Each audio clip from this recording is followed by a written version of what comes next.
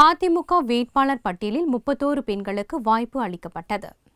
சட்டசபை தேர்தலில் அதிமுக வேட்பாளர் பட்டியலை அக்கட்சியின் பொதுச் செயலாளர் ஜெயலலிதா திங்களன்று வெளியிட்டார்.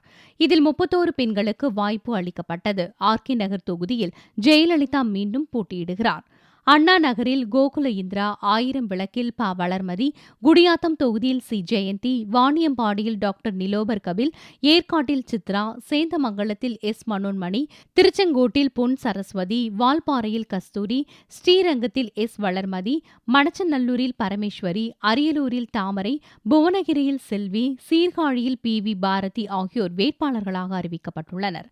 மேலும் நன்னிலம் தொகுதியில் கே. உமா மகேஸ்வரி, ராஜபாளையத்தில் சந்திரபிரபா, விளாத்திக்குளத்தில் உமா மகேஸ்வரி, வாசுதேவநல்லூரில் ராஜலட்சுமி, கிள்ளியூரில் ஏ. மேரி கமலாபாய், மன்னார்குடியில் சுதா, காரைக்குடியில் கற்பகம், சங்கரன் கோவிலில் வி. எம். ராஜலட்சுமி, ஆலங்குளத்தில் எப். சி. கார்த்திகேயன், நாகர்கோவிலில் பாரதி சாம்சன், கீழ்வேலூரில் மீனா, கிருஷ்ணராயபுரத்தில் எம். கீதா ஆகியோரும் இடம்பெற்றுள்ளனர்.